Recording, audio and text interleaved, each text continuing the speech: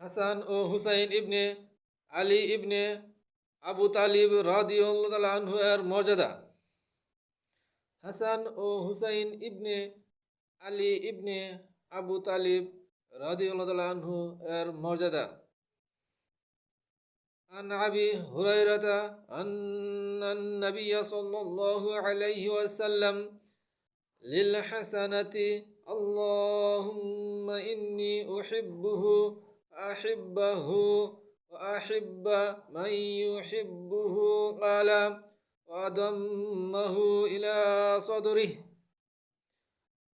হযরত আবু হুরায়রা রাদিয়াল্লাহু তাআলা আনহু থেকে বর্ণিত, নবী করিম সাল্লাল্লাহু আলাইহি ওয়াসাল্লাম হাসান রাদিয়াল্লাহু তাআলা আনহু সম্পর্কে বলেন, হে আল্লাহ, আমি অবশ্যই হাসানকে ভালোবাসি, আপনিও তাকে ভালোবাসুন এবং তাকে ভালোবাসে তাদেরকেও ভালোবাসুন এবং যারা তাকে ভালোবাসে তাদেরকেও ভালোবাসুন।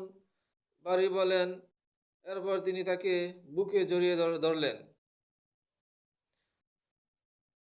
হযরত আবু হুরায়রা রাদিয়াল্লাহু তাআলা আনহু থেকে বর্ণিত, তিনি বলেন, রাসূলুল্লাহ সাল্লাল্লাহু আলাইহি ওয়াসাল্লাম বললেন, যারা হাসান ও হুসাইনকে ভালোবাসে তারা আমাকেই ভালোবাসে এবং যারা তারা উভয়ের সাথে বিদ্বেষ পোষণ করে তারা আমারই প্রতি বিদ্বেষ করে।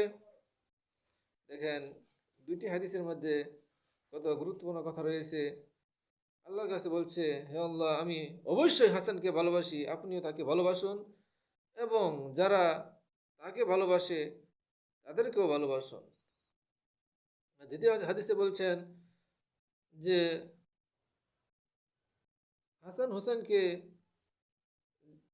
তারা আমাকে ভালোবাসে, তাদের উভয়ের সাথে যারা বিদ্বেষ পোষণ করে, মানে যারা হাসান ও হুসাইনকে ভালোবাসে তারা আমাকেই ভালোবাসে এবং যারা তাদের উভয়ের সাথে বিদ্বেষ পোষণ করে তারা আমার প্রতি বিদ্বেষ পোষণ করে।